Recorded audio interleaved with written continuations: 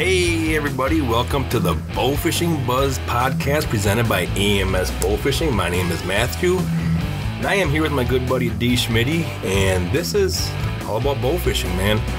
It's what I love to do, it's what we love to do, it's what you love to do. You ready to kick off this 2019 season there, D. Schmitty? I'm ready. Let's roll. All right, we're going to be talking, tournaments, funny stories, fishing stories, ones that got away, so let's kick it off. For sure. All right, so I think how this could go, Matt, there's not a lot of bowfishing podcasts out there, to be honest with you. I'm always listening to hunting and fishing podcasts. Yep.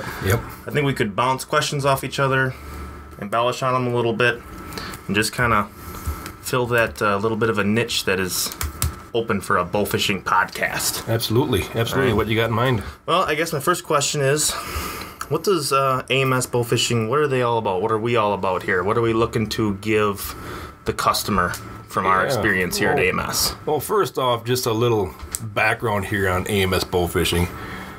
Located here in central Wisconsin. Small little rural community of Stratford. Giant population of about 1,300. Mm-hmm. Yep. And I tell you, I wouldn't leave here for the world. Me neither. I love it here. It's awesome. All the different seasons. But this is where we're located, central Wisconsin. And we are strictly all bowfishing. That's all we deal with. That's all we know is bowfishing. Yep. Bowfishing products for all those that love the sport of bowfishing to get out there and enjoy it with ease, with products that will last. And, majority of our products are made right here in-house at AMS Bowfishing. Yep, that's awesome. We don't do, the overseas stuff. They're made right here, assembled right here by the employees, shipped out right here by the employees. So that's just a little brief history on AMS Bowfishing. Sure. Of where we're located. But our main baby, if you want to call it, is the retrievers. Mm-hmm. Cindy, who is the current owner, Cindy Brown, of AMS Bowfishing, her father invented or built the first retriever back in the 70s. Way back, yep. Long time ago. And he made it just for himself. And they were on their lake where they have a cottage, and he was shooting carp during the spawn, and a couple of his buddies saw him doing that, and they're like, "Hey, Jack, can you make me one of those?" Boom. Mm-hmm. That's all it took? That's all it took right there. So they started, making them there in the shop in Abbotsford, Absolutely. all metal stamping, and that's where the AMS comes in. It's all metal stamping. People always ask, Yep. what does AMS stand for? Yep. I like to tell them it stands for Awesome Matthew Schillinger, and actually a lot of people believe that. So that's what I like to tell That's people. not what it stands for. It stands for all metal stamping. Debatable. I also think it's cool here that a lot of the people who work here and are assembling parts and bows and retrievers and whatnot, they bowfish as well. Absolutely. So you have that personal touch of people, it's not someone who has no idea what's going on with the assembly line they're on. We'll dig it apart and we really know the product inside and out. Absolutely. One of our slogans is bowfishing's in our blood. Yep, exactly. And it is. That's what we do, And if there's some employees that don't get out, obviously quite as much as we do, but once a year we have an employee bowfishing day. Absolutely, it's a blast. And we take them out, and we try to get it during the buff spawns here in Wisconsin. Yeah. So we try to get them out there so they know, on the production line, oh, that's what this is for. Mm-hmm. Oh, that's why we do that. Right. So they know out there. And also it's very important for our secretaries to know when a dealer calls in. Right. When a customer calls in, how does this work? How does that work? That they know what they're talking about. Yep. And one thing that I think is really cool about AMS, we're small. Oh, everyone thinks we're so big and we're just like a little family. We're a small little family. And the thing that I like the best is customer service, because when somebody calls here to get in touch with us about a question or a tech tip or to order something, they're talking to us bang right away. Right. Yep. They're not talking to, those automated phones that take you through 20 different areas. Press 1 for customer service. Bang, you're talking to somebody as soon as that phone is picked up. Yep. And a lot of times the person who's talking to you is the person who either built the product you have a problem with or knows a ton about it. So, Yep. that's always cool to have that here. Absolutely. Absolutely. Next thing here, Matt, is we got back earlier this week from something called the ATA show in Louisville, Kentucky. Why don't you tell everyone I guess we'll start out with what is the ATA show? What does ATA stand for? Yeah, the ATA is the Archery Trade Association, and the ATA show is the largest archery affiliated show in the U.S. That's a And you have all the dealers, manufacturers that are strictly archery related at this event. It's a 2.5-day event. It's busy. It is, absolutely. It's a busy, hurry up, get down there, set up, talk to customers, tear down, get back home.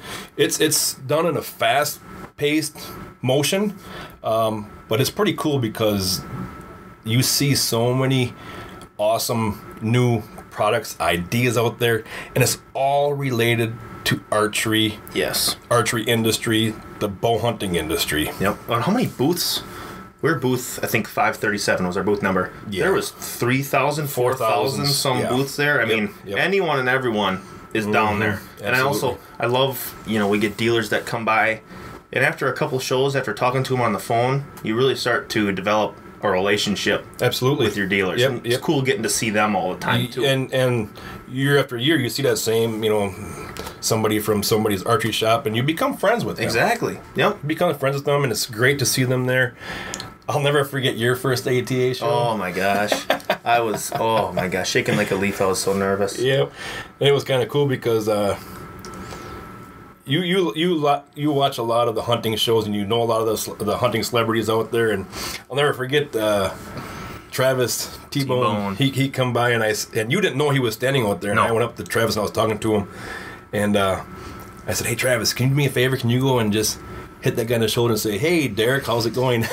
I'm getting goosebumps just thinking back about that story, to be totally honest with you. When he called me by my first name, and I turned around and I saw who it was, I was like speechless. I didn't even know what to say. That was funny. Oh, it was crazy. Because a lot of people know T-Bone, hunting, archery, deer and stuff like that. Yep. He absolutely loves bow fishing. Yep, he does. He's a bow fishing junkie for sure. He loves bow fishing, and we've had him on the boat a couple of times, and it's great having him on there. We have a blast bow fishing, but you see a lot of that at the ATA show. Also, you see a lot of the TV celebrities and stuff like that, which is kind of cool. And country music stars with shows. It's anyone and everyone is down there. It's really a cool event. It's a lot of fun. So ATA, everyone's showing off their new stuff that they're bringing out. What did we at AMS bring to the ATA show as new products for 2019? A couple years ago, we had just made these bow holders for ourselves. Yeah, I remember them. Yeah. And what we basically use those for is when we go to tournaments, just driving around from bay to bay, and we would put our bows in there on our decks, and like I said, for tournaments, we'd have our bows all hanging there, which looked kind of cool at the tournaments. Yep, we drilled that hole through the rail. Yep. And we put that bow holder right in there, keep them out of the way. And then also when we would drive from spot to spot, not wide open, not in rough water, but if we were just cruising nicely across, we just leave them hanging in those bow holders. And we had a lot of pictures taken with those, and we had a lot of comments and calls about, hey, how are you doing that? Exactly. What are you doing? How are you doing that? That's really cool. So why not make it? So we made some bow holders that you can use for either, a tube style railing around your deck, a box style, light rail around your deck. So that's a new product we have out there are these bow holders, which work awesome to hang your bows on and hold them up. Also, like I said, to show your bows off, you go to tournaments. I love hanging my bow up there, my AMS bow and stuff, and letting people see that, and they come walking by, and it looks really cool, So that's the new product that we have this year.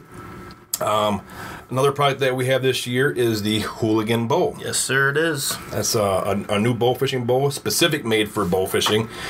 One of the main reasons I say specific for bow fishing is because of the wrap cam. Now, the wrap cam stands for Rapid Adjust Post. Yep. Now, what does that mean? Well, on your cam systems, you have one post that your string will go to. Yep. Okay. Now, that bow is set at 50 pounds. Now, if you want to turn that bow down to 40 pounds, you put your limb bolt in, you turn your limb pocket down. When you do that, you lose efficiency and power in the limbs, and the string is getting more stretched. Sure. The limb pockets open up. You just lose power. Okay. Well, with the Rapid Adjust Post cams, you can put your string, loosen it up, and there's a 40 or a 50-pound post. Okay. So if you're shooting at 50 pounds and you want to turn it down because you're shooting smaller fish, shallower fish, you back out the limb pocket bolts, no bow press needed. Oh, awesome.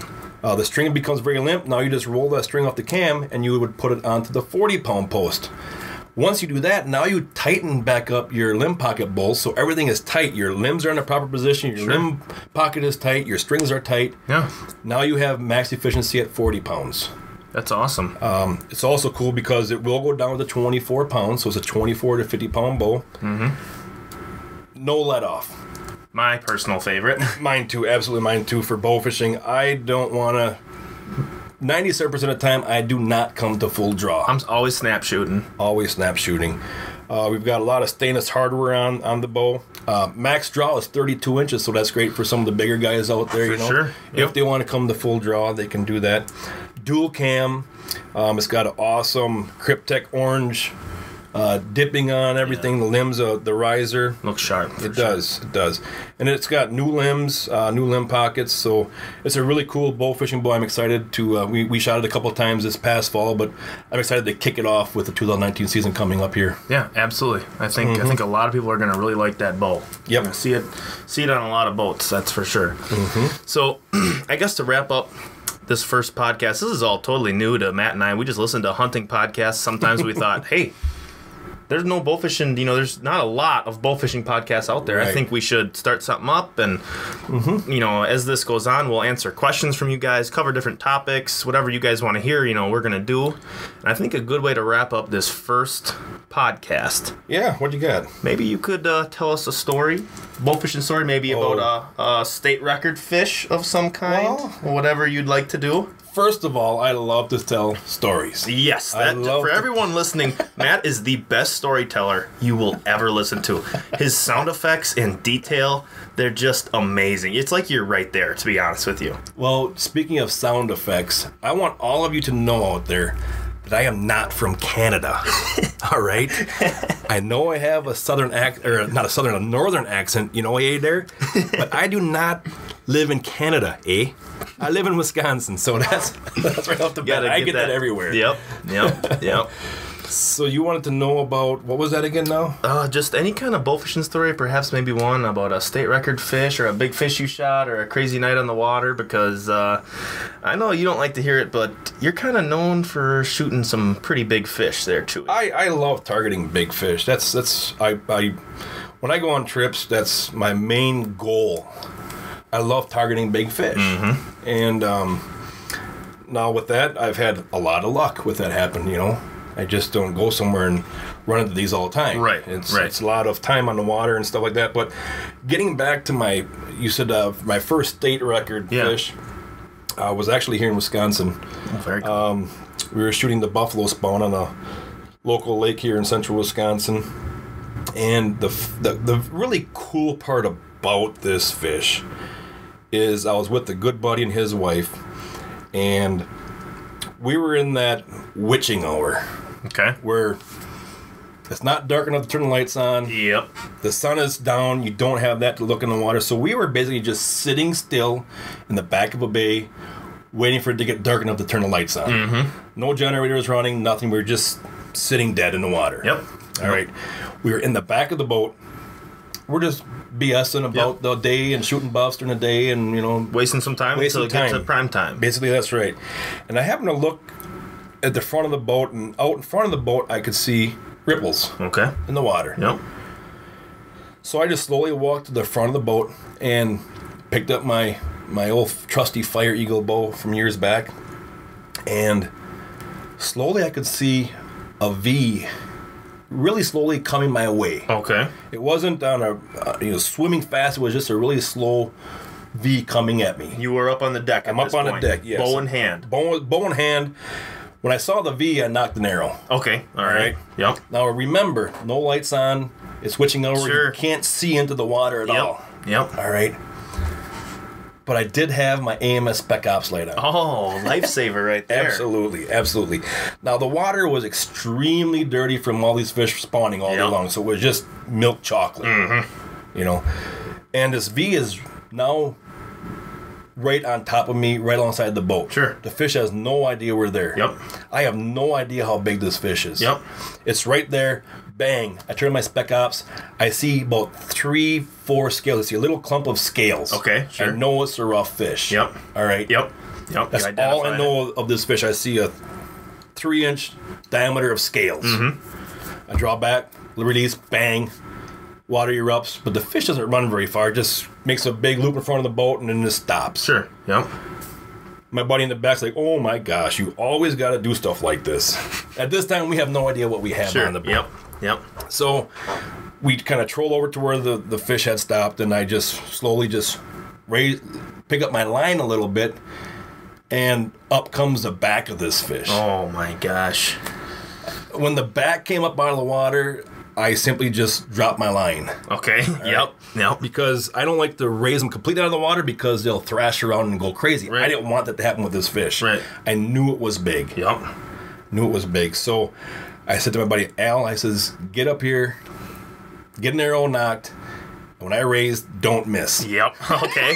Yep. Don't miss. Yep. So, and the fish just lay there. It didn't run. It just sunk right down when we did that. So Al got ready, knocked his arrow. I slowly pulled up the line, and he goes, oh my gosh. And I was like, don't say that. Just shoot. Yep. Just get a second arrow in this thing, and then we can oh my gosh it. Right.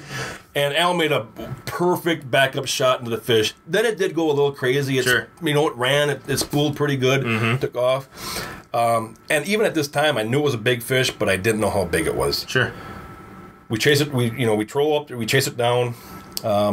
Gaff it. And as I'm lifting in a boat, the fish body just kept. It didn't stop. It just kept raising. I just wasn't in the boat yet.